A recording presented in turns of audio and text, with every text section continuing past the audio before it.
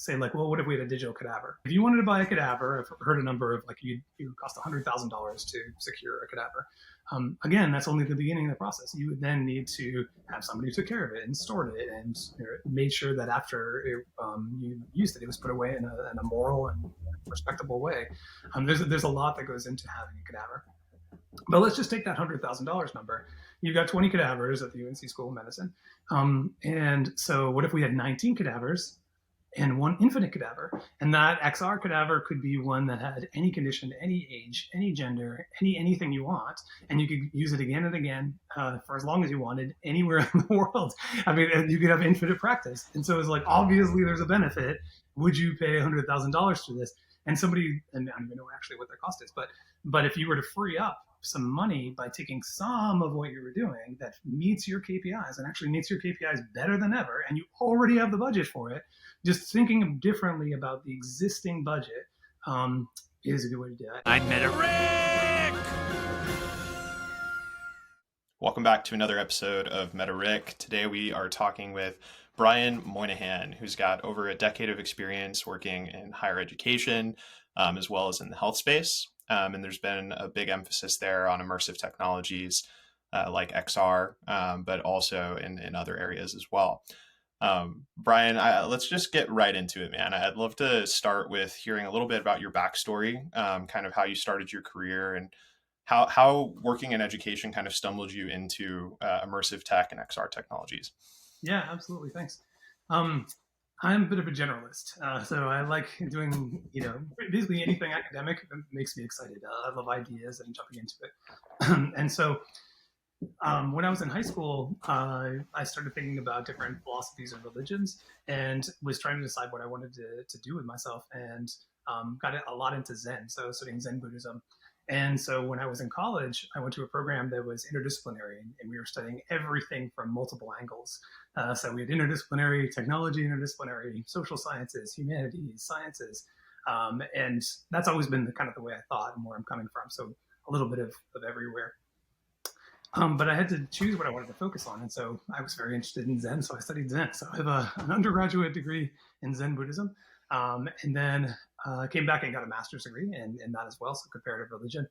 And then I decided I didn't want to go on one direct path in life, the idea of sort of vertical growth. So I did horizontal growth, which is travel to as many places as I could go, have as many experiences, live in different places, have lots of different jobs. There was one time I had 15 jobs in 1 year, including things like selling knives. But a lot of things for me always came back to education. And when I was thinking about growing up and moving on, I went to go get a PhD in Buddhism. So my first pass was to be an academic professor of Buddhism, and went to the best program in the world for that, which is at UNC Chapel Hill combined with Duke University, which is right nearby. After a couple of years, I realized that wasn't the thing for me. I love Buddhism, and I loved teaching. I love learning. I love ideas. I love expressing research, every aspect of that job. But I didn't love working 6 days a week, not having very good job prospects, having to move somewhere that somewhere far away. And so and another thing I didn't like was being too narrowly focused. So they said anything you do outside of your thesis is a waste of time. And at the time, I was like, what we could do? American religions is another thing that I was studying is that literally nobody on earth knows everything about American religions. It's a very diverse topic. And so one of the ways I had to bring this together was an American religions timeline project, like a wiki that you can look at a timeline of history. And it doesn't matter if you're studying women or demographics or Muslims or Mormons or Buddhists or mainline Protestants or Catholics or Native Americans or anybody else who's represented in American religions. And then you would have all this data that people could go in there, filter it, see things that happened at the same time, and gain new insight that no one had before. And I was thinking, it's amazing, but then they told me I couldn't do it. So, quick point of clarity on that. So, I do think like religion in general is actually quite interesting. Like taking away from a political place or anything, but more so just as like a spiritual journey to understand yourself and the world better. Like these, or so like the way I always like to think about it, zooming out from any religious preference, is like these are some of the best-selling books in history, and obviously they resonate deeply with a lot of people. Whether that be for the stories or the values or the history of where they come from. Yeah. But when you say American religion, like what separates American religions from other things? Immigrants. American is a nation of immigrants, starting with the Native Americans who came 30,000 years ago, or whatever, and then people coming from Europe and from Africa and from Asia and from all these different places, and bringing their cultures and religions with them. Actually, even American Catholics are very interesting because there'll be like a Saint Stanislaus church in some place in Chicago that serves like a certain community, and there'll be another one that's like Latino, another one that's Irish. I mean, so the idea that there's these people coming here and there isn't an established religion. In fact, by government law, there can't be an established religion in the United States. So you get all this diversity, people coming from very different places. And so that was always really fascinating to me. And as a result, really nobody's an expert. And actually, this is something that's come up with me at XR. This morning in AI, I would say too. So this morning, somebody was a friend of mine, Dominic Conchati. Hi, Dominic.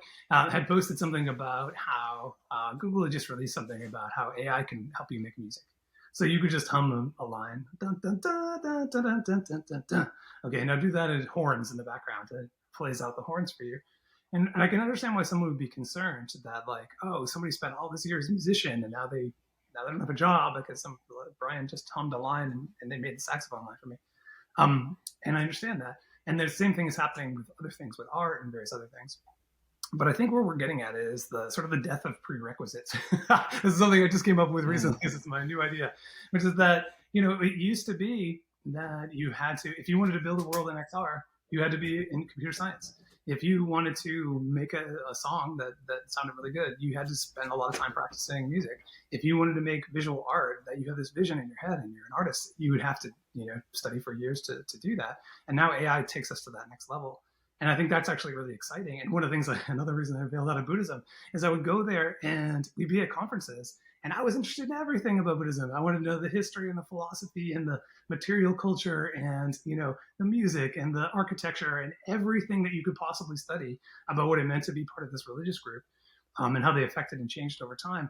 And every conversation came down to these like obscure, talking about language, like, well, you mistranslated the Pali in Sanskrit and the ancient Chinese version of this word, and therefore what you say doesn't matter. So there would be these people who were like linguistic nerds, which is cool, but like really dominating a conversation about everything. And it was really unfortunate that all these prerequisites kept all these smart people, including myself, from making a difference in the field. And I think that we're going to see this explosion with these death of prerequisites with AI, with things like that. Now you can create an XR world if you're not a creator. Now you can make music, you can make art.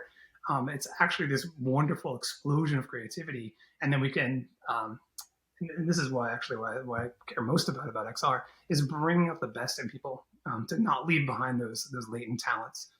So sorry, this is an extended rant, but No, it's great. No, it's very interesting. It's like I like how the foundation of your career starts with this curiosity about people and spirituality, and it seems like you spent a lot of time, like not necessarily just delving into one, but understanding this group of different ideologies and like understanding how they came to be and how they evolved. Like specifically this idea of American religion is interesting as you describe it, because like I see an overlap with like food, for example. Like a lot of Americanized like Italian food, for example, is like Italian immigrants come here, they don't have the same ingredients that they had back home, and so then they have to form new types of food that's inspired by the place they come from and their culture, but it becomes something new. And so it's like this evolution of culture that changes over time.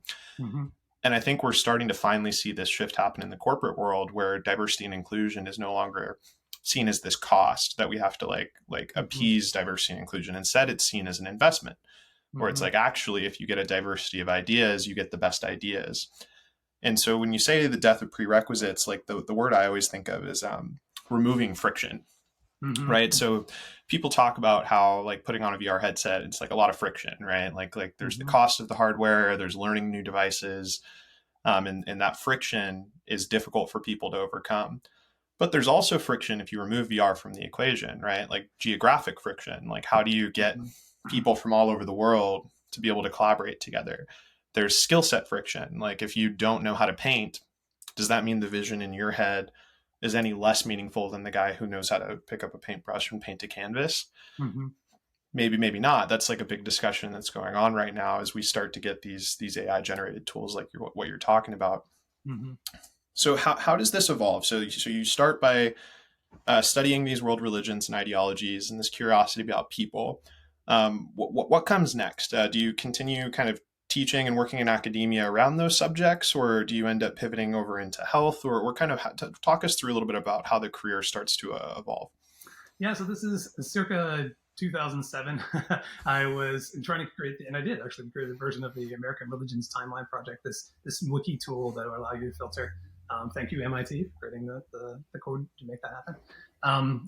And as I was doing that, they were saying any amount of time that you spend on this is time that you're not spending on your writing your thesis, and that thesis is going to turn into a book, and that book is going to be one of two books that you need to get tenure, and tenure is what you do in life, and so that was like, don't do this. All your time is wasted. And that was frustrating to me. But then I was like, at the same time, my wife is at the UNC School of Information and Library Science. So she was a librarian on the library side. And I really got interested in the information science side. And that's actually when I started being interested in technology. Actually, before that, I'm not a lifelong technologist. Of course, like everybody else, I've lived around and had computers, but it wasn't really my thing. And I was thinking, yeah, instructional technology is actually a really cool transition here. So I think that American Religions Timeline project that I proposed and built a little bit was that sort of transition over the tech side, because education in the traditional sense of being a professor is really important. But I came to see the importance of these tools to really to create new knowledge, to create new conversations, to create new insights. And I thought that it was being left behind. So I thought there was a place I could make a difference there. So at that time, I was getting a master's degree in information science, looking for a job on campus, and got one at the School of Medicine. And that, I think, changed my life a lot. And education and medicine are two areas that are inspiring to me, I think, lifelong, because they're all about making people better. Because ultimately, at the end of the day, I mean, there's profit or various other aspects that come into it, but they're very clearly about making humans better versions of themselves. And so that was exciting to me. And I was totally ignorant of the entire medical field, but ended up working at the School of Medicine for, I don't know, 10 years or something. And worked in and out of classes and thinking about the entire curriculum and how it can be mapped and where we teach about different things. So that sort of led to the next progression of my career. That's really exciting, and to talk us through that a little bit more. So you go over into the School of Medicine and that side of the university. Mm-hmm. What does the team structure look like? What is your day to day with coworkers and kind of your main responsibilities when you move over into that side of the campus? At first, I was just working at a computer lab, but then over time, we were building out the websites for all of campus. And then I was working as a program manager and did things like the School of International Activities. So our students going overseas, international students coming here, and then became a project management, did some development work. So I did a number of things over the years, but all pretty much around. So there's a triple mission there. There's the mission of educating, teaching and learning. There's the mission of research, and then UNC brings in $1 billion a year from the NSF alone in research. And then there's the hospital systems, the clinical care, so bringing it to practice. And that sort of vision where we have teaching and learning, research, and then making some sort of impact in the world also has been something that has stayed with me. So I'd gotten an MBA at UNC, left and worked at a startup for a while, came back, and I was really interested in health innovation. So I started this group. Now it's 1,500 people, Health 2.0 in my local area. I'm in the Research Triangle area of North Carolina. And we'd have these big events, and trying to think of the health innovation, where it comes into startups, and where technology can really improve all of these things. So that's sort of the next step for me. And from that, of course, grew out my interest in XR. So that was my sort of transition phase. It's amazing how much geography still does have like a pretty big impact, right? Like I think that there's a lot of research that's been done on human behavior so closely tied into who we're surrounded by and where we spend our time, like basically the community that's around Mm-hmm. us. Mm-hmm. And so I work at Arthur and kind of in the virtual reality side, and our CEO talks about this a lot of why he built a virtual reality platform for the workplace is because he grew up in Austria and Vienna. And it's not like Silicon Valley, right? Like you're not surrounded by technology innovation everywhere, at least not at that scale. And so he was just always really longing to be able to connect with people from different parts of the world and be a part of that culture. And so he built a product that let him do that and let other people do that. And so for you being in that triangle, what's it called again? It's the triangle of the research triangle. So people go Raleigh Durham or Raleigh Durham Chapel Hill. Is actually an innovative thing. So if you go back to 1900 or whatever, there were basically 3 cities and a bunch of corn, fields, like pine trees and farms and things like that. And so the cities go back a long way. So Raleigh is the capital. It's been there for a long time. Durham became the tobacco capital of the world and is an amazing startup hub today. And then Chapel Hill has been around. It got started as a university the same year that George Washington became president. It goes back a long time, and it's cool actually. It's like there's this idea that there was basically nothing there, and somebody's like, we need a university, we'll put it here, and then these things kind of grow out of it. But the Research Triangle, as it was a vision, it was some people in the 1940s or 50s said, look, we've got these 3 great cities, great universities, a lot of potential. What if we put in a very specific place, Research Triangle Park, where big companies can come in, they can draw on that, and actually that was fate. Those 3 cities essentially become one big giant city as a result of that, a decentered one, or at least still is more the triangle. And it's a cool sort of visionary. This part of the world is pretty cool because, in many ways, the people who made these differences.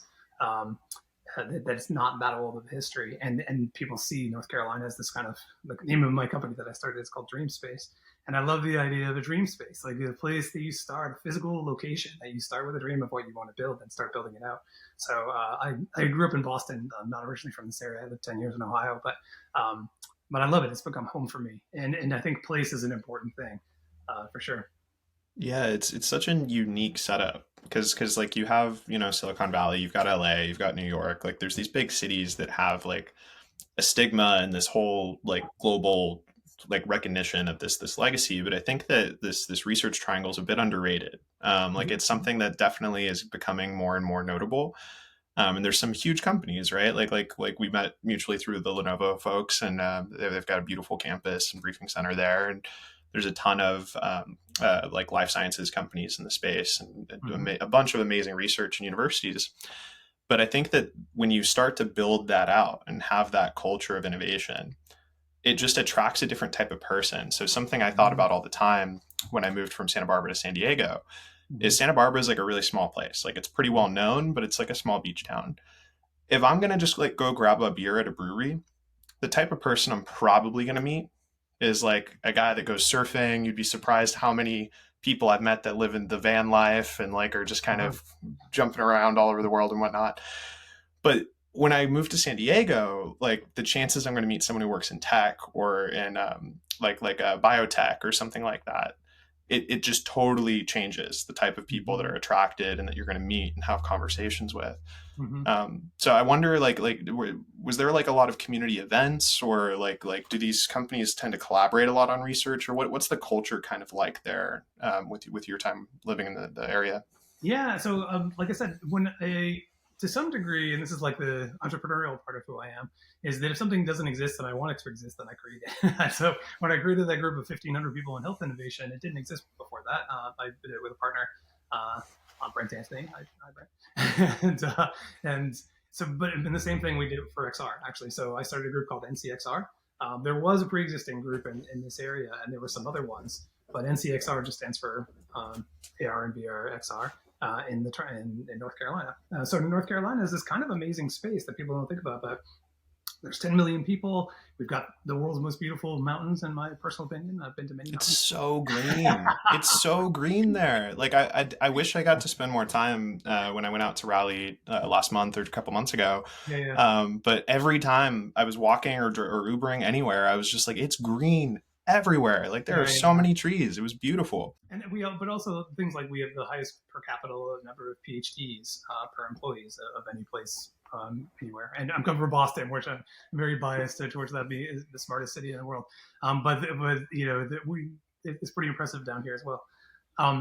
So yeah, really, I think building community matters a lot. I think being connected matters a lot. And so that's one of the things that I've tried to do. Is focus on that, and at the university level. So if I continue my path a little bit, one of the things I was doing with health innovation was trying to think, how do we meet these missions of clinical care, teaching, learning, research, and do this with technology that can move the needle and startups that come out of it, right? And so I started all these groups on campus. So we'd work on projects, we'd have consultations, we had devices that people could grab. We created the world's first, maybe only digital health device library. You can go to the library and get a EEG tracker or heart rate variability, or all the things that you could do. And then, of course, all those things have like Bluetooth that you could then tie into XR. So you could control a meditation experience with your mind, or you could create all these other different ways of integrating this technology. And we're thinking about future technology, actually. I'm not super impressed so far with what Apple's come out with the Vision Pro, but what they could do would be amazing. What would be cool is when it starts to bring in all your other devices. So not only your phone, but I would say especially the watch. So the watch is an input modality, as having haptic vibrations, of being able to track your heart rate. To think of how that plays into an XR sphere would be really cool. And Apple, of course, is nicely positioned for that. Apple also is opening its third biggest headquarters, maybe it'll become the second biggest, in my backyard. So if people are looking for places to move, North Carolina is the place for you. You've got a friend there, reach out to me. We got to get you a real estate license, Brian. I think we're doing a pretty strong pitch for the area. I love it. Well, I want to circle back to something you touched on, because this idea of community is really interesting to me. Like everything that's gone on like the Web3 space with like NFTs and stuff. Like, believe or not believe what you want about the technology and what's going on with NFTs, but I think there's one thing that I think anyone in business can learn from that kind of movement, or whatever you want to call it, is community forward marketing has this really, really interesting impact. These projects found a way to like create tens of thousands of people in one shared digital community that all resonate and communicate with each other, and bridges past digital into physical in real life events. And like, you end up creating this group that takes so much ownership over the culture of what's happening that they'll spend thousands of dollars on a JPEG, right? I think there's something really powerful about this community mindset. And I think enterprise sales and marketing and everything's moving more and more in this direction of seeing our customers as evangelists of our products, as the like support people. Like, if someone is buying an iPhone, they also might help their grandma learn how to use an iPhone, right? Like, our customers are more than just a revenue number. Yeah. And it sounds like you have some experience with this. Like you mentioned, with the community you built, what was it? NCXR. You mentioned like 1,500 people in the community. Maybe you could talk us through a little bit of how you got that idea and started it, and what was the process to attract so many people into a group like that? Yeah, I can't take credit for most of the people in that group because it had been around. It was a previous group called R2PBR, that was around from 2014 to 2020. But then, because of COVID, like many other groups, it just stalled out. And because it's volunteer led and all, they just hadn't had a meeting in 3 years, so we brought it back. So in many ways, we were building on what was already there, but recognizing how critical it is. We could have started a new, different group, but we wanted to get the OGs. We wanted to get the people who've been in it for a long time. And there's some pretty impressive people in that group, like the guy who created the term XR, or a lot of things that the UNC VR lab, going back, Fred Brooks and some of these people they were, if you ask Jaron Lanier, who's one of my heroes. Hi, Jaron. I can't even pronounce your name. But he wrote in his book, The Dawn of the New Everything, that his favorite lab in the world was at UNC for XR.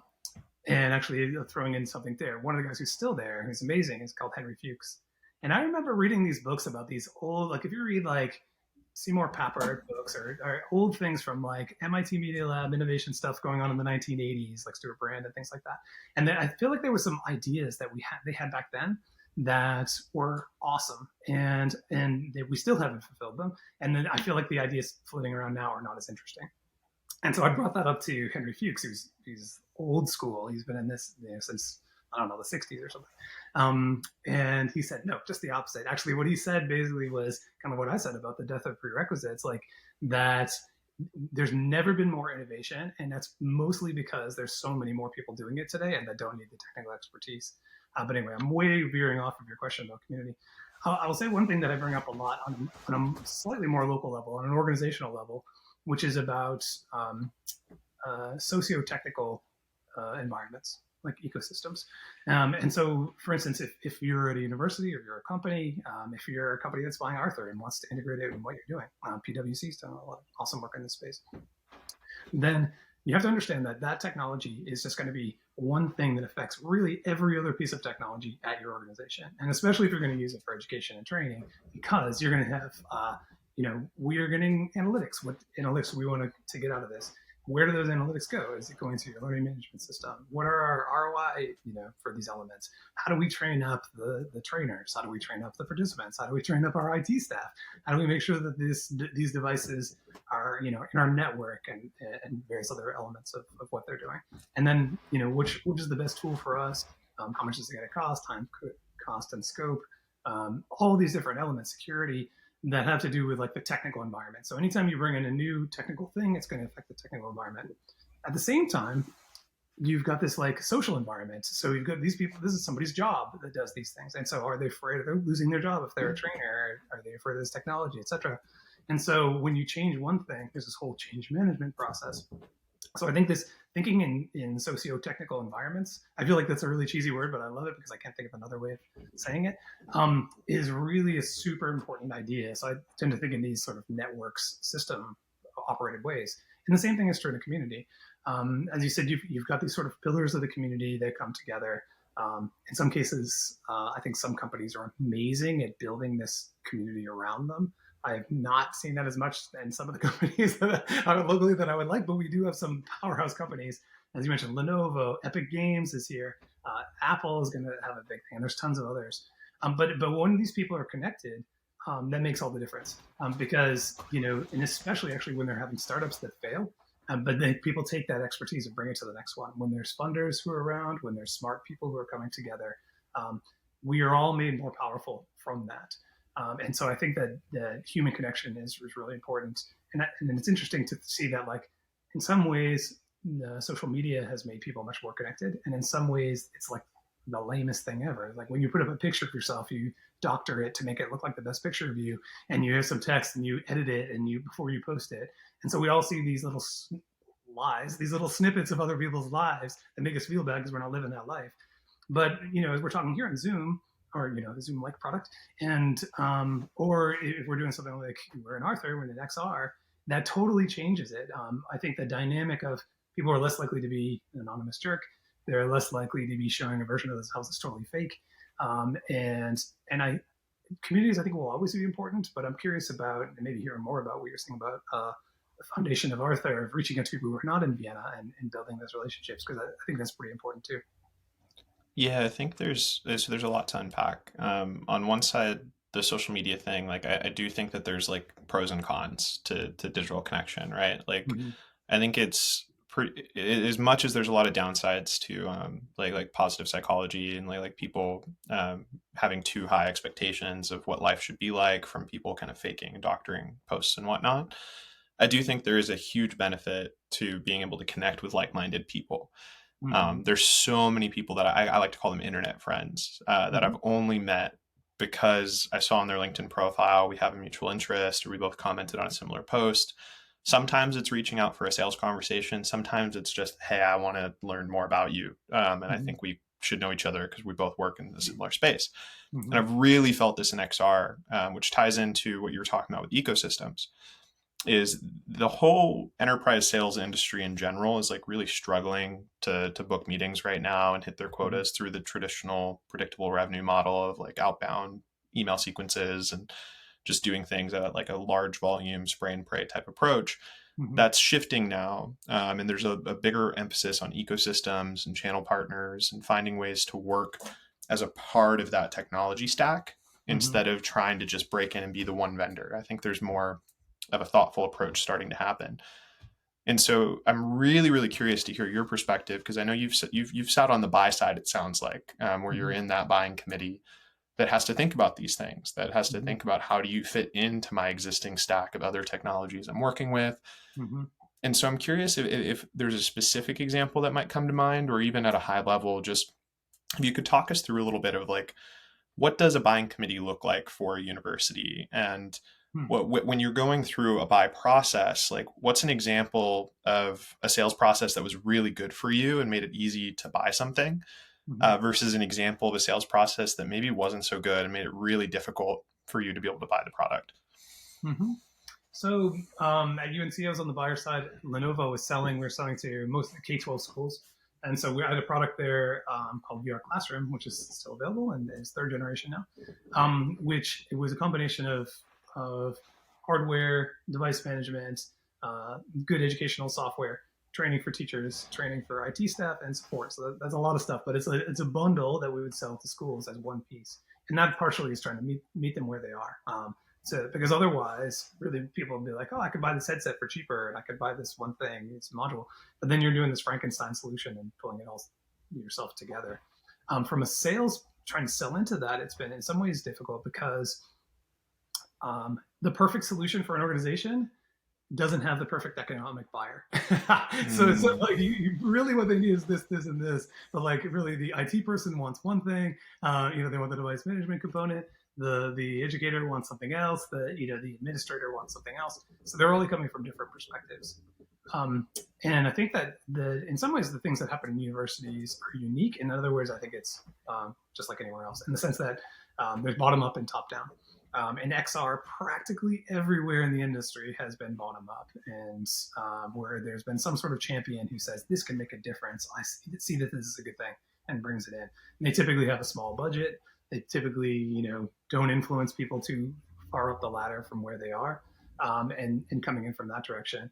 Universities are famous for every department going off their own way, and especially if they're getting research dollars, they're getting grant money, and they might even, like, if you're on the, like, for instance, School of Medicine IT, when I was there, was always upset that somebody would get this grant, they would get a server, they put it under their desk, it was running on some project they didn't even know about, and then there could have been like multi-million dollars of like data loss if somebody got into it, and then they just dumped it on the central IT. They're like, what the hell? So from a central IT perspective, they're going to look for platforms that scale. They're going to say, I want something that I can use all over these different places. And that way I can train and support people on it where we have just a couple of people who can support a lot of people. And that's one of the problems with the go-to-market, as we discussed, is like the bottom-up versus top-down, which is that, XR, as far as I'm concerned, can make huge operational efficiencies, can make a giant difference in, what you're trying to accomplish, and make it way cheaper and easier and everything, or then better. But the best way to do that is at scale. Because if people get hung up on the cost of a headset, so the Quest 3 costs $500, but it's not about the headset. The headset's, I'm sorry to say, is only the beginning of your cost, because you're going to have to think about the headset and the training and somebody to support it and somebody to clean it and a place to store it and coming back in 2 years. And there's so many elements of it. But when you scale, and especially if you're replacing a system that was relatively inefficient, um, if you can avoid safety errors, if you otherwise would have this human process where that person was wasting a lot of their time, and you could gain that person's back to do something higher order. There's an element there. So I would say, from a buyer's perspective for XR, a key thing is to be able to try it out. I think there's so many choices that people who are a subject matter expert in any given field will need a trusted advisor. So definitely the sales process has to be consultative. Like somebody has to be a trusted advisor. You want to say that this person's coming and saying, actually, this product maybe isn't the best for you, our particular product, or to be able to say specifically, okay, this, if you can use our product, but I might suggest some other stuff as well. Like, have you considered a cart and case? Have you considered device management? Have you considered the other elements of it? So I think that sort of like trusted advisor, the community element, is really critical, because people don't have that expertise, and because it's so complicated, and because the standard right now is for people to build these crazy Frankenstein solutions, and generally without even it being their full-time job. So I think we're going to have, as we think about the diffusion of innovations curve, it begins with the bleeding edge, and then you have the early adopters, and then there's this gap, and then there's the early majority, late majority, and laggards. But there's famously the chasm between trying to get to the majority, and we're right at the verge of that right now, I would say, for XR. And then you have these sort of beachhead markets to get to those early majority people who have the real pain that they can't stop. And I would say, in many cases, it's problems with distance and the cost of that, problems of technology, any human process that hasn't been sort of standardized or gotten rid of the inefficiencies, and then places where we see that there's a lot of danger or expense in what otherwise they would be doing. But the real promise of this, once you have it, then you would be able to tap it into your whole organization. I mean, people should be thinking of AI, really. They should be thinking about how does data flow in, how does data flow out? How do we make this, make our systems work together? People don't want to have that conversation because it's difficult, because there's a lot to it. It really takes, I think, a visionary leader. And probably usually those visionary leaders are being driven by market conditions and sometimes by the bottom up things that they've seen come to their organizations. There's a lot of gold nuggets in here. So there's three main areas that I'd like to dive into. I think we can take them one at a time. So one area is, you mentioned the type of salesperson. It matters a lot when you're trying to buy an emerging technology like XR. And that salesperson really needs to be almost more of an advisor, like an industry expert. They need to do more than sell their product. They need to help you navigate this complex growing ecosystem. Because the reality is, you have a job that you need to do, and XR is only a small solution in that job, versus the XR seller. That's all they do. All they're doing all day is talking to other people about XR and knowing the industry. And like, they've got to be able to help pass that knowledge to you. So that's one area, is like, I want to dive in a little deeper on how to make the best, like, go to the best advisor or the best salesperson for this type of technology. The second area is the stack. So there's other things involved outside of just the hardware. And I totally agree with this. I think that most people get hung up on, it's a $500 device I didn't need before. The reality is, a $500 device is super cheap. Like people are spending $2,000 on a MacBook sometimes, and like a PS5 is $1,000, right? Like if you're comparing the technology to other hardware devices, like the newest iPhone, also over $1,000, right? So like a $500 headset really isn't that expensive when you compare it to other hardware. What is expensive is everything that goes around that device. Is what are the programs that you're launching, the other software applications and licensing for those software applications, the change management, all of those sort of other things. And then the third one is this difference in persona. There's like a misalignment between stakeholders, where you have the users of the product, which are different departments, and then you have the innovative kind of technological team that needs to vet these products for everybody. And there's a huge misalignment in what these IT innovators want versus what these business users of different departments want. So I think those are the three areas I'd like to dive in kind of one at a time. Which one do you think it sounds like you have some thoughts. Starting at the end. So what was the third part as you said it? The misalignment of stakeholders. Oh yeah. So there's a great idea, and I use this term economic buyer. And that economic buyer is the person who writes the check, the person who doesn't have to ask anybody else if this is the right thing to do. And this is classic, first discovered this in health innovation. So you've got somebody and they're like, let's say that you just created this magical pill or this magical device or whatever it is that could really improve people's health and lives. And it's like, okay, we're going to go to market. We're going to make millions. This is great. But it's like the patient doesn't decide that. And it's like, oh, okay, they have to get it from their doctor. It's like, cool. So we're going to sell the doctors. We're going to sell this amazing thing to the doctor. Well, the doctors don't really decide either, because they have to do what the administrators say they can do. It's like, okay, we're going to go to the hospital administrators. And, well, the hospital administrators they're just going to do what's reimbursed by the health insurance company. And the health insurance company is only going to do what the government says. And so like where in this stack, like you can improve the life of a patient, but if the decision maker is way up here, like you have to appeal to them. And when you do that, sometimes you put in all these features and the whole process of like who you reach out to and the sales cycle and even demos are going to this person who's like so distant from the actual effect.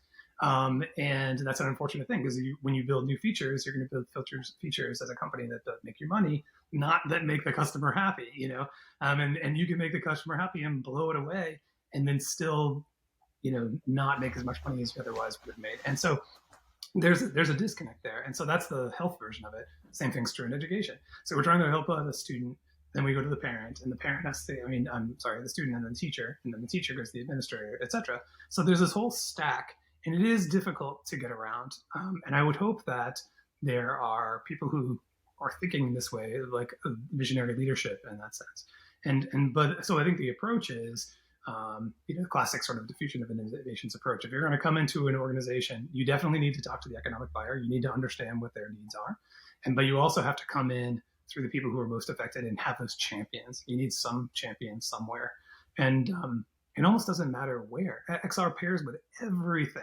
It can improve every industry, every job, every discipline, every profession, everything. And so, like, if you've got a really charged up person, they can be your champion and help make that difference. So a But couple. ROI is the key for the higher So up. so let's sit on this topic for a second and dive a little bit deeper, because this idea of misaligned stakeholders and personas it's a big topic in itself. So I have a couple follow-up questions. Sure. So the first one is those champions are key, right? Like you need to have somebody kind of co-selling this with you if you're a vendor trying to get an XR program adopted and try and provide that value. There's no way you're going to be able to get that done unless there's someone on the buy side who's very excited about this, willing to take the extra time to spearhead it. There's just too much experimentation required to be able to do this without a really strong champion. Every industry needs it, but I think emerging tech needs it even more.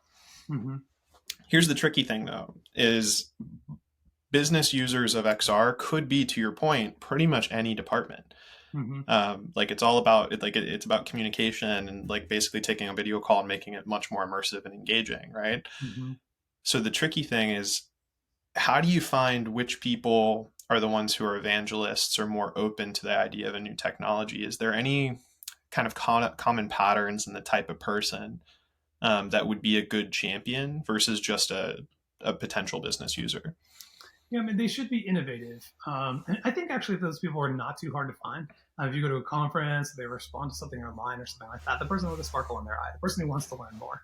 And a lot of times they're like a subject matter expert in their field, and they typically don't know that much about the technology, but maybe they have, and increasingly we're seeing, I have this headset at home, or I have the PlayStation, or my son plays this game, or, whatever people have there. But I think in terms of winning the argument, those people then their passion isn't enough. They need to come armed with arguments. And the arguments ideally, I think, basically come in two forms. One of them is like internal to the organization. What are they trying to accomplish? The ROI, KPIs, and things like that. And the other one is just external, like that you can share and say, hey, did you know that XR has been proven for decades to work in X, Y, Z fields? And then here's a bunch of examples. So if I were in the role of a salesperson like this, I would definitely be looking for places that have like, here are 1,001 VR use cases. Here is a bunch of research that goes back decades that show things again and again. And actually, if we can share things in the chat, I'll share a couple of my favorite examples of those, because I think we should empower people in the XR industry just to have free access to this. We should be doing this for each other. But a story I tell is at the School of Medicine. I used to work there. This is a little bit aside, but it's fun. I was working there for a number of years, and a friend of mine was like, "Oh, Brian, we got to go to the anatomy lab today." And I was like, "Why?" He's like, "This is my favorite part. You got to come." I was like, "What are they doing?" He's like, "They're taking out the brains." They took out the brains, and it was awesome. And I held, I had the gloves on, but I held a few brains in my head. They were like, squishy, like actual full size brains. That's wild. The cadaver. It was awesome. And one of them had I'm going to get the word wrong, but a little, what do you call it? When you have a little blood vein explode in your head? It was like, otherwise it was all gray, but it was like one of this kind of pink, soft, exploded part of this person's brain, basically. Anyway, that's the cadaver lab. So if you say like, well, what if we had a digital cadaver? And I think people's first thoughts are always, no, would you want to go to a doctor who'd never touched it, actually a real cadaver in a patient? And I was like, no, calm down. No, that's not what I'm talking about. I'm not talking about completely replacing the physical stuff as we have to now, but let's just look at what it means. If you wanted to buy a cadaver, I've heard a number of like, it would cost $100,000 to secure a cadaver. Again, that's only the beginning of the process. You would then need to have somebody who took care of it and stored it and made sure that after you used it was put away in a moral and respectable way. There's a lot that goes into having a cadaver. But let's just take that $100,000 number. You've got 20 cadavers at the UNC School of Medicine. And so what if we had 19 cadavers and one infinite cadaver? And that XR cadaver could be one that had any condition, any age, any gender, anything you want. And you could use it again and again for as long as you wanted, anywhere in the world. I mean, you could have infinite practice. And so it's like, obviously there's a benefit would you pay $100,000 for this? And somebody, and I don't even know actually what their cost is, but if you were to free up some money by taking some of what you were doing that meets your KPIs and actually meets your KPIs better than ever, and you already have the budget for it, just thinking differently about the existing budget is a good way to do it. And I've said for people who are building this cross campus, these poor bottom up people that I know a lot of wonderful people at UNC, at university. They're doing incredible things out in Nebraska. So hi, Naverner folks. They're doing the same thing. Whereas how do we build these bottom up movements? And so they need to be empowered by those things. They need to have the arguments that they can make. They need to be able to talk about ROI to the people above them and have them thinking in new ways. So that's one of the sort of techniques I think that people can use. I absolutely love that example. And here's what I love about it. I love that the way that you talk about this has nothing to do with the features of XR or the technology. It's solely focused on the value proposition for the user. So that user that you're talking to that runs that cadaver lab, this doesn't need to be an XR evangelist. They don't need to be someone who's tried a VR headset before. They don't need to be posting about it. They just need to be someone who runs a cadaver lab. Mm-hmm. And then the reality is, you have this cost of running that lab. You have these limitations of running that lab. I have a solution that could help you provide a massive amount of value to extending the possibilities of that lab. Mm-hmm. And I also have a way for you to be able to afford it. Because, $100,000 can get you pretty decent, 3D builds. Like that's not a tiny budget. Like that's enough to kind of get started on something pretty impactful. Mm-hmm. So I love that example for that reason, because it's very value-based and focused on a specific contact and how you can help that business user. Mm-hmm. Now expanding past the business user, because we've kind of talked about that now. I think that use case is kind of a perfect example. Mm-hmm. Now let's go to the administrator. So let's say you have an administrator that person reports into.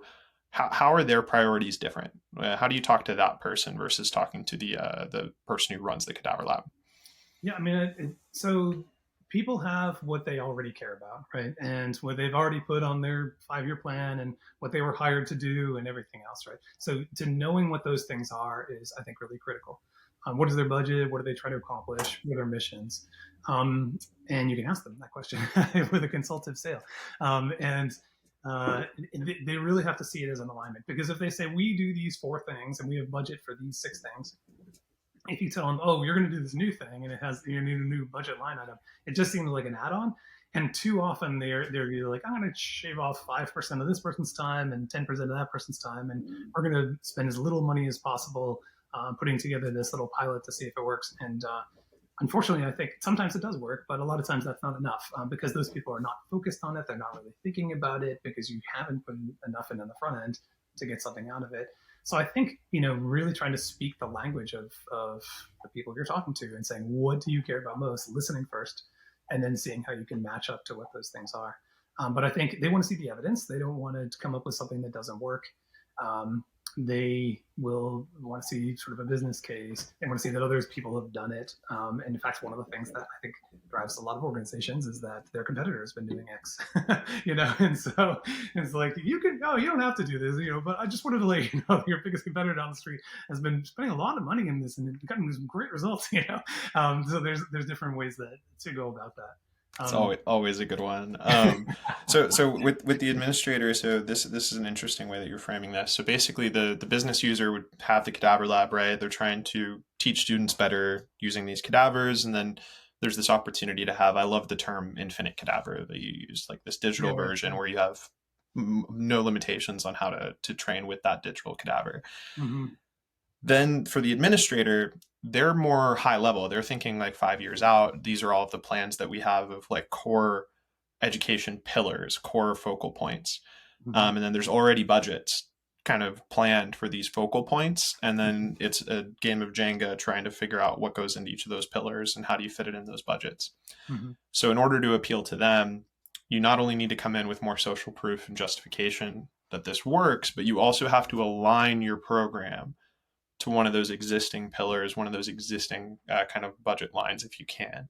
Mm-hmm. What would be an example of those pillars? Like how, I guess I'm curious, how specific are they to like a particular department, or Is it like a style of education or a style of technology they want to introduce? Like, what would be some examples of a high level priority for an administrator? I mean, one thing that's interesting about higher education is that the sources of capital are not always financial capital. It could be social capital, it could be thought leadership. It could be that if you have this halo effect of doing really cool stuff, that you might like attract better students or more interesting, more people coming. So you have to think about, again, what those metrics are. And so, for instance, I worked at the library and I wasn't even sure what our metrics were. But one of the metrics were the number of people who come through the door. And so it's like, question is like, okay, is this thing you're doing improving this metric of the number of people who come through the door? And so I would say, for instance, the university, like University of North Carolina, where I was, it's a flagship institution. It's Research One. So they're at a different scale than somebody might be if they're doing community college. And I've been talking to some amazing folks at the University of Maryland Global Campus. They're entirely online. So they have 90,000 students, and they're completely online, with the exception of they have a couple of in-person things, but only at like military bases in Europe and Asia. I mean, so there's non-traditional university for sure. But they're even there. XR is kind of the third thing, right? From an educational perspective, there's in-person, there's online, and then XR becomes the third thing.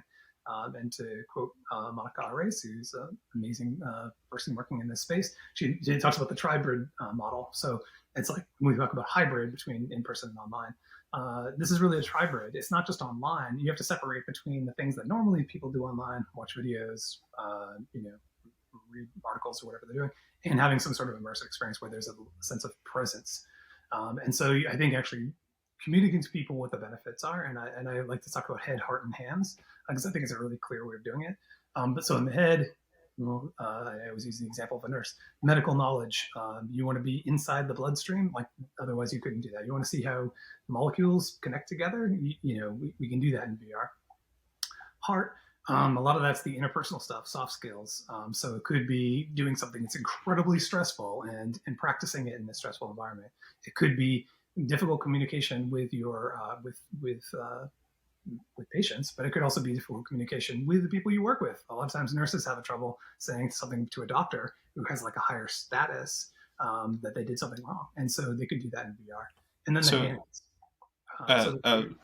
hands. Sorry to cut you off. Go ahead. You were saying with the hands, the last I'll piece just finish the model and we'll go. Yeah. So head, heart, and hand. So medical knowledge, heart is some sort of effective or interpersonal communication. And then the third one would be doing something physically. So like practicing, and even if it's like fine motor skills, like it's not the same to take a virtual tube and put it down a virtual patient's throat as it would be to a real patient, but practicing that and understanding all the different variables that could be around it, so you understand it mentally. So when you go to do it in the real world, you've had a lot of that practice. And actually, this is the one that wins people over. It's like, I hate VR, I don't know anything about it. And so you have any kids? Yeah. And when they hit 16, would you rather they spent a lot of time in like a practice environment, or would you rather just put them behind the wheel and let with the world's most dangerous vehicle? And every one of them is like, oh, now I understand why it's spending some practice on that, even if they don't have the physical motion of moving the wheel and the pedals, but you're doing so many other things when you're driving, right? You're paying attention, you're understanding signs, and merging into traffic. You can have so many of those things locked down that when you actually go into practice, it makes a difference. So part of that is just talking about the unique advantages of VR. And then one of the drawbacks, of course, for people who are in the traditional 2D space is they're afraid of accessibility and cost. Like, I'm not going to spend 500 headsets out to 90,000 people. That's ridiculous. Or ask them to send it back and all the logistics of that. And then some, 5% or whatever it is, of people have cyber sickness and can't be in there at all. And do we exclude them? And it's like against our mission. So anyway, So I just want to recap a little bit of that, because I like the way that the framework of the head, the heart, the hand. So it's like, for a specific business user, they might be really focused on the experience of going through a blood vessel, so we can learn more about blood vessels, or the cadaver example you brought up earlier, the driving school example. Like, they're going to be focused on like a very particular use case for something that they're trying to provide to their students. But the administrator is going to be more like, over the next 2 years, we're really focused on practical skills and the use of like day-to-day training, and we want to build innovative programs around practical skills with your hands. Or another administrator might be like, actually, our priority is to really focus on soft skills. Mm-hmm. And so we really need to build up our programs around soft skills. That's where we want to put most of our attention. Mm-hmm. So there's a bunch of use cases that kind of filter underneath those higher kind of umbrella topics, but the administrator is going to care more about these are the strategic kind of high level topics we're focused on or types of training. Mm-hmm. And then any programs we invest in need to somehow align into those kind of initiatives that we're focused on. Is that kind of a fair way to Yeah, think about it? definitely. And when so there's what they call the curse of knowledge. You and I have the curse of knowledge in the XR field, which is that if you know something a lot about something, it's obvious and easy to see the connections between it. But when you don't, people have this like failure of imagination of how this could ever connect. So a lot of times you have to connect the dots. One of the things that's frustrating to me is that I see, for instance, healthcare or education, and one organization does so many things, not one thing. Even one person's job has so many elements to it. And XR so many different things. And when you look at the possible combinations of all the ways they can connect, it's like, nearly infinite number of ways of doing it. So you need a trusted advisor to help you think them through. But I think that, the most important thing when you're talking to a company or a subject matter expert about what they want to do is to get them to tell you, but they don't know the options. So you need to give them this like, here's the menu. Here's a bunch of things you possibly could do, and then try to reflect and ask good questions and come back. It's an iterative discovery process of really realizing what the best use cases are. But people don't want to go through that discovery process. They don't have the time. They don't have the interest. So you have to give them ideally the perfect use case. But it's hard to know exactly what that is for people because you don't actually know what their pain is. So you can kind of guess, or you can give them examples that are closest, but that's part of it. Yeah, it's really interesting where like when I was training in the early days of my sales career, it was all discovery based, right? And I think those Mm-hmm. fundamentals are still important and they always will be, is like you have to be able to unpack and understand a business before you can offer solutions. But with emerging technology, you have to capture attention before you have the right to do discovery. And so there's almost this need to do like some speculation around, hey, I could be wrong, but I'm going to make a quick assumption and show you the art of the possible based on what we've seen elsewhere. Mm-hmm. And even if this use case is wrong, I just hope it's impactful enough to earn me the right to be able to unpack what makes most sense for you. It might be this, it might be something else, but we kind of have to show you that this has value in the first place Mm-hmm. before you're going to be willing to spend the time with me to unpack and find the right one for you. Yeah, I love the phrase "the art of the possible." That's excellent. That's really nicely said. And when I was thinking about it, and when I do my when I was at Lenovo and reaching out to people, I was thinking about how different people respond differently. And so certain types of people are going to be pulled in by that wow moment, like that VR, AR, the experience of it. You see tons of picture of people have a headset on and their mouth wide open because it's an amazing experience. And one of the frustrations is you can't get someone to understand how amazing until they've tried a headset on, and many people haven't done that. But so that's the sort of the emotional side of it. And then in fact that goes a long way towards things like education and making a difference, because this is something that they're fully engaged. They really care about it because they're focused and not distracted by a million other things, even if they're ADD. I mean, there's a million other good parts of that, but somebody still is going to be, I would say, more administrators tend to be on the more rational, like, show me the money, give me the numbers and the facts and the details. And so that's why you have to be ready as well to say, and we see these PwC numbers all over the place, like 4 times more better memory and 275% better, retention of information, all the different things that people say. And there's been some great new ones that are coming out because this stuff never existed before. There's an amazing talk by Jeremy Bailenson of Stanford. He even talked at the University of Michigan recently. You can find online. That he talked about the data points he got from having this stuff. And he said, we tracked 19 bits of data 60 times a second per, for 24 groups of people, each with 8 people in it. So it's 24 times 8 times, and for every second they're in there, 60 times 19. There's a huge, vast volume of data about the people who are in this stuff that we've never had before. This is the biggest, and not only is it the biggest VR data set, this is the biggest non-verbal communication data set that's ever existed. And of course, it's going to be dwarfed pretty soon, I'm sure. But we've got this incredible data set. And then he can say things like, look, when people moved in synchrony, then they had better collaboration outcomes. And we can look at things like the UMGC, University of Maryland Global Campus.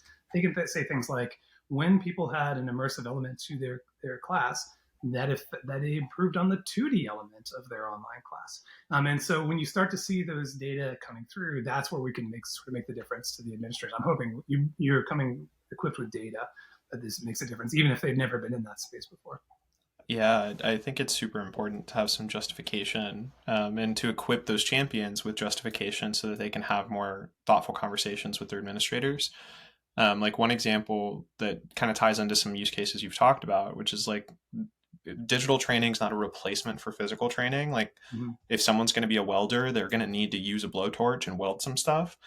But it's a lot more affordable. It's a lot more accessible for someone to try it in VR first. So you're opening up exposure to more people to get excited and interested in the field in the first place. And then secondly, if we can start to show data that someone spending 4 or 5 days in the digital environment shortens their physical training to get the same level of expertise, then all of a sudden you can save a tremendous amount of cost and ramp people up significantly faster, which has a real business impact. And so this is something when I interviewed Alan Smithson from Metaverse, that was a big thing he talked about with their work with Siemens and medical devices is by having these virtual configurators, even in a 2D screen, not even in a full VR headset, they're able to help ramp people up so much faster that if they can cut down the physical training for that one machine that they don't have to give to 1,000 employees all at the same time, Mm-hmm. then that has a huge impact on the business as a whole. And I think you can see the same thing in education when you're dealing with tens of thousands of students, right? Is Mm-hmm. there's only a limited access to those labs and those specialized devices to be able to learn physically. I know we're kind of coming close to time, but I want to touch on another persona here. So there's the IT side, right? We talked a little bit about the business user. We talked a little bit about the administrator. I think it'd be great to touch briefly on the IT folks that are like the technical kind Mm-hmm. of. There's a vetting process there for like security and making sure this fits into the tech stack. Where is their involvement in the process, and how might their priorities be a little different from an Mm-hmm. administrator or from a business user? Yeah, find that tech people tend to love tech, so they're open minded. Some part of them to all that, but at the same time, they get a lot of stuff dumped on them. Like people expect them to do the more kinds of things you have to support, and the more crazy it is, and things like that, the more problems they have. So when I was at Lenovo, we had a device management system, and it required 2 ports to be open. One was the port in HTTPS, everybody's got that, we're good, and the other one was the port out, and it meant saying that the data from that organization was going back over the internet through a port that's not normally used through MQTT, so your devices can communicate back. That is the universal standard. MQTT has been around for something like 15 years, but still most people have never heard of it because they hadn't had to do it with this. And so organizations don't have that open. So then you say, okay, can we open this port? And they're like, I'm not opening this port for this entire universe. And it's like, okay, you have 20 headsets. Can we get the MAC address on those headsets, open that port for that one thing? Would that fulfill that requirement? And oftentimes the answer is yes. I mean, they're good, flexible people.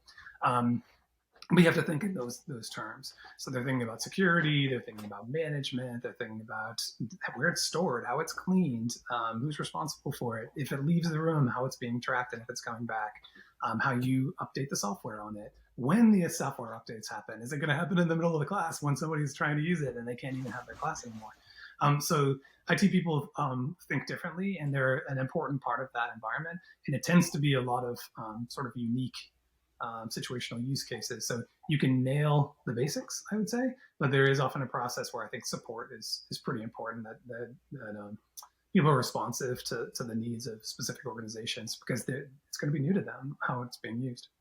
Do you find that it's easier to start with IT teams, or is it easier to loop them in once you've already identified a business case? I think it's later. So I do think sort of the sort of process we talked about. You need that person with a gleam in their eye. You need somebody who's the champion, right? They're number one, because without that, you're not going to get it done. And then you need the people who are like the money people who understand and that are aligning with their values. After that, you definitely need the IT people, because they're going to be critical to the whole thing. But that's not where you start, I would say. Yeah, I think that makes sense. I think with big corporations, it can be a little different, just because Mm-hmm. a lot of companies have just like given ownership to the innovation team, where they're like, you need to go figure out what XR tools we can use. And so Mm-hmm. sometimes you kind of have to start there just to get in the process. Mm-hmm. But personally, in a few years selling XR software, I Mhm. find the same thing you said tends to be the most successful path. Mhm. Is like if you can get a business case, then it makes it a little bit easier to justify the hoops you got to jump through to review the technology and get the budget and everything else. Mhm. Because at the end of the day, like we're not buying things for the sake of buying things. We're buying things because we want to create business outcomes. Like that's the whole Yeah. reason for it, right? I And want to touch on some things, and Mhm. we might actually, after we're done with the conversation, just get back at a couple of last little, Mhm. minute blips that people can get to. But one of them is one of the things that I wanted to mention was about potential. So I think that there's a potential for the organization who adopts these things to do much better than what they were doing, meet their KPIs, be more efficient, and get a lot of things done faster and better. But that's the organizational potential. There's also human potential. I think there's a lot that's being left behind for people who otherwise would be left out. So people who don't have people giving them the support they need that maybe they could get from soft skills, people who are geographically distant so they can't do it, people who are good at certain skills but not as good at other skills, that XR technology can bring this out. And if I can point behind me, this is from Brett Victor. He's one of my absolute heroes. Brett Victor has put together this vision of 40 years out. What does technology look like? And he's new ways of thinking, whether that's the alphabet or algebra or various other different things that we have. Maxwell's equations, and being able to they give us new representations of thought that allow us to think new thoughts. And that progresses not only that individual to do things they couldn't do before, that human potential, but civilizational potential. I believe that actually this is a civilizational difference, that we will untap human potential to the degree that we're going to be able to do things that humans couldn't do before. So when I think about potential, I'm thinking about the organization can do better, the individual we can bring out a lot. But I think that actually ultimately we're moving to this like civilizational advance. It sounds maybe hyperbolic, but I think it's the case.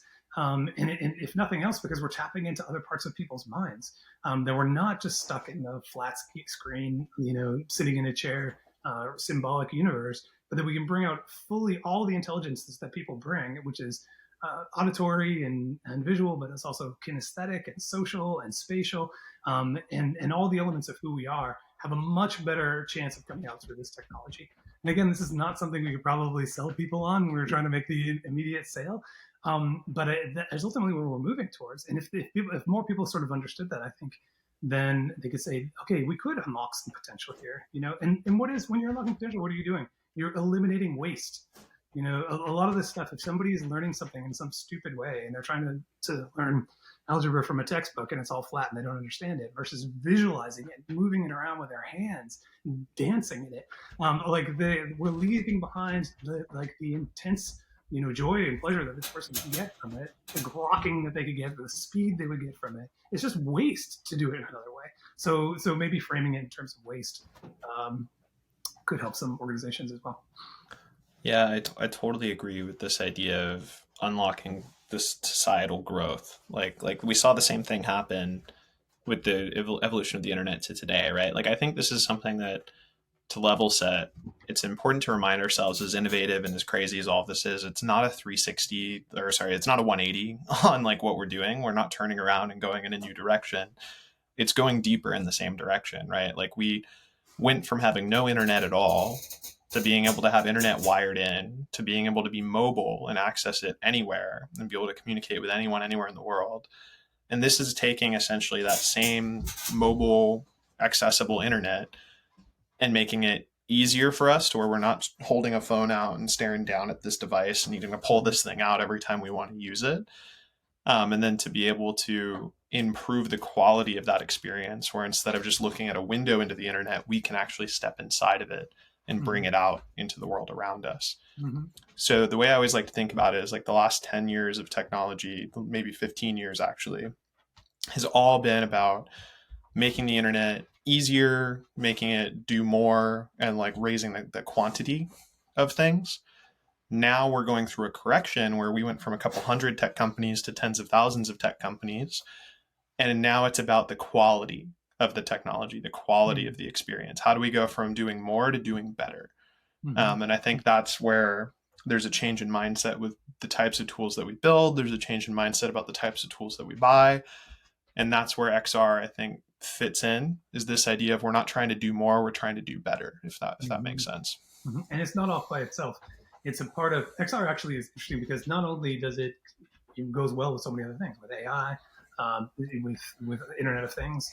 It could be, and it was Valentine Kuhn, like the weaving together all this technology where AR, for instance, or mixed reality could be the user interface for all these other technologies. But it's also empowered by those technologies. So smartphone screens being small and powerful and having accelerometer stuff in them is one of the things that made the modern VR what it is today. It's why Oculus could come to exist. And then AI coming and fusing all these things also has made a big difference in making XR possible at all. I'm thinking about this convergence of technologies that brought us to this point, but also where it's going. I think it's pretty key.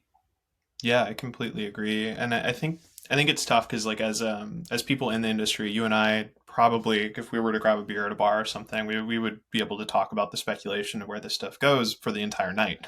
Mm-hmm. And in fact, I find it hard to stop thinking about it, to be honest, because I'm so in it. And I think the more optimistic you are, the scarier it is too. Because like if you're really optimistic about technology, then you believe it's all possible, and if it's possible, then all the bad stuff's possible too. Mm-hmm. So the whole idea of like infinite realities in the Matrix and this post-apocalyptic world that could end up happening, I think it's more believable if you believe in the technology. So I could see us going down all sorts of rabbit holes, good and bad. Mm-hmm. But then from a practical perspective, I think there's a lot of takeaways here. And I think you have some great insight into how people think about buying these things, how they vet their vendors, and like what are the actual use cases that make sense today that people can get started with, because it's a lot easier to define those starting lines than it is to define kind of the finish line. Well, I would say Um, too, part of it for me, and I think it's coming from what's his name? Ken Perlin from NYU. He had basically said, like, what's the magic version of what you're trying to accomplish? And I think about this actually a lot of there's going to be the subject matter expert in any given thing, the thing person who cares about something, and that could be anything from a an educator to a nurse to a janitor to anybody who has a job and is an expert in something. And then there's the XR developers who can make it a reality.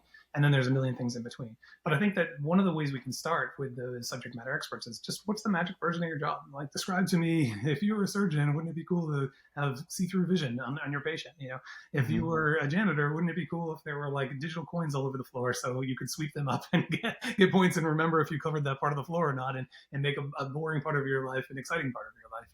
And they are going to be the experts in what that is. But you have to sort of give them that, like, what's the Harry Potter magic wand, magic version of what you're doing, and let's go from there.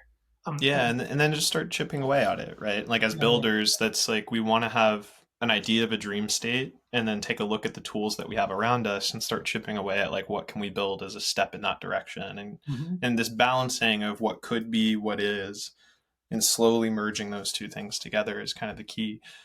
There's one other question I want to ask you, and then I am going to have to wrap up pretty soon here. But the there was a comment you mentioned earlier on like the type of salesperson needs to be more of like an advisor, like a subject matter Mm-hmm. expert.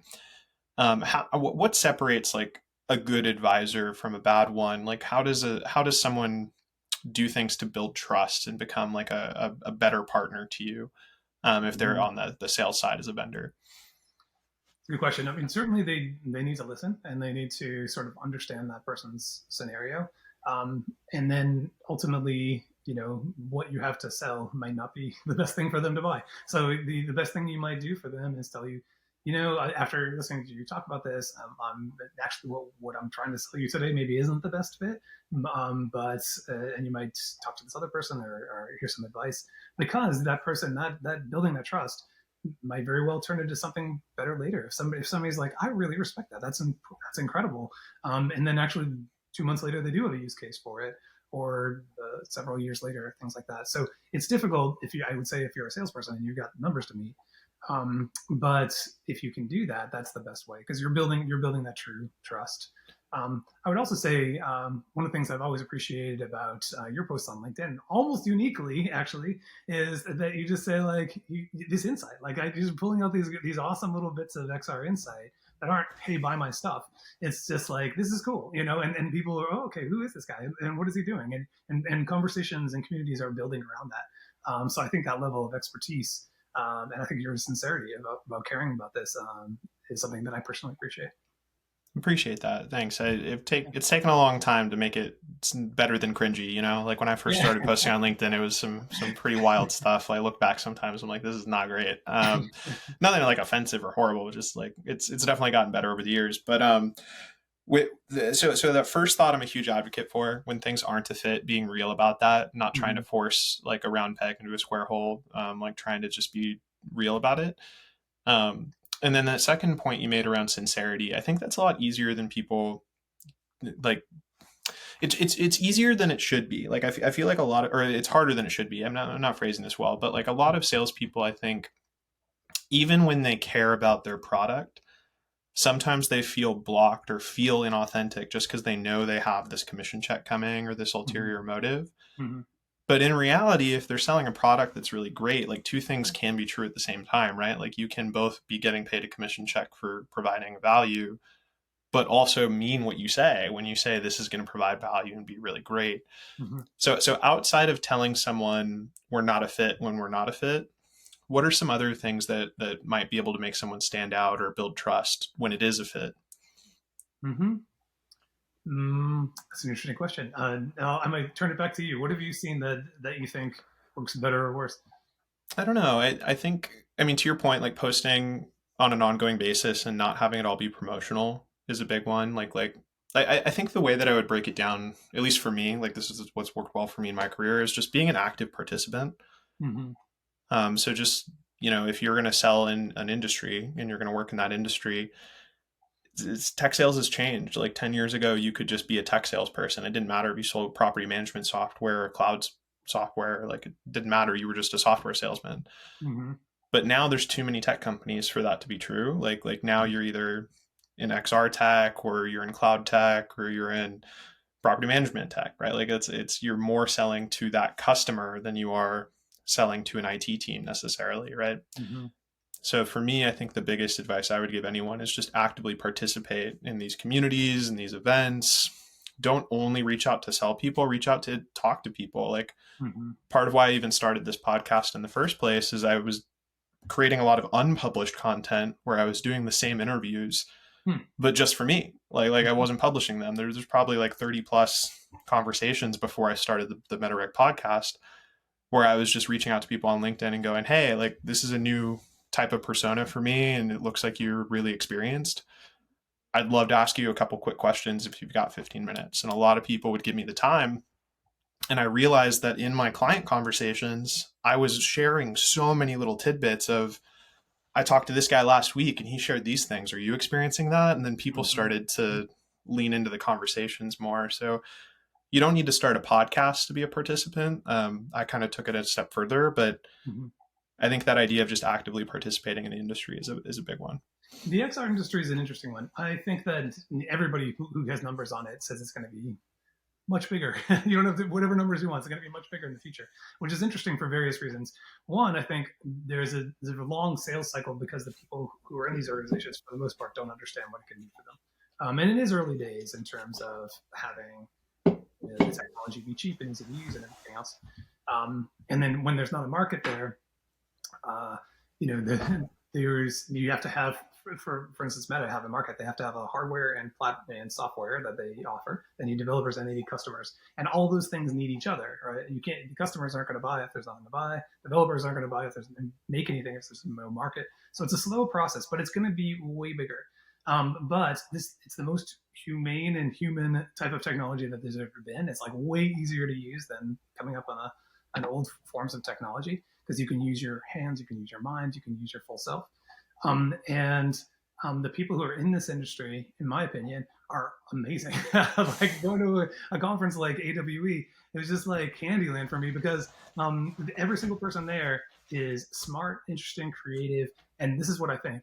Ultimately, practically everybody who's in the XR industry could be making more money doing something else that's more That's boring. that's probably very true, actually. Yeah, I would agree with that. I mean, most Yeah, people I've met in the space, it's like they're here because they're excited about it. yeah, yeah, Like there is money to be made even today, right? But like I think the main reason that people work in this space is they feel like it's a privilege to work in this space. And yeah, yeah, yeah, yeah. So being part of it and connecting, I think that's a really critical part, and we're building the future. And even people who are our competitors today, who are in the industry, are going to be our friends tomorrow. It's going to be way bigger, so it is a little, it's tough for those of us who are trying to make a paycheck every month, coming out of it, to see that there's all this potential that's not being realized. But it's inevitable. I mean, we're moving in that direction. And for anyone who's gotten this far into the podcast, like these type of people are going to be focused on emerging tech, whether that's XR, AI, Web3, whatever. But I think that same idea resonates a lot for anyone working in cutting edge emerging technologies, is like you have to lean into that excitement and that curiosity, because that's the only way you're going to be able to work with anyone and do business together, is if you have that. In fact, part of why I started the podcast in general, to made the decision to publish these talks, is I think there's a lot of technologists and a lot of creatives that are building things in the space, but we don't have a lot of sales and marketers talking about how to position and how to do business in this industry. And so I think that it's a unique way of doing business. It's not the same as selling HR software that's just like a screen share demo and send an overview deck, right? Like it's a little different.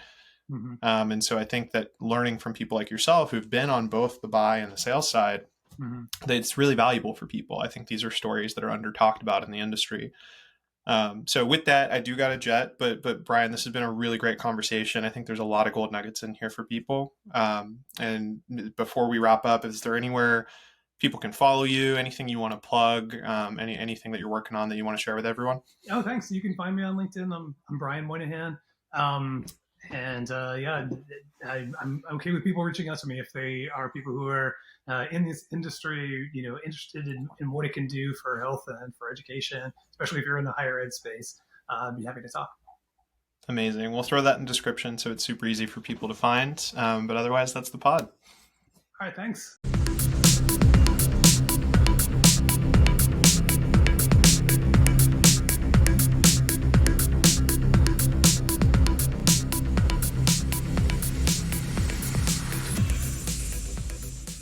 I met a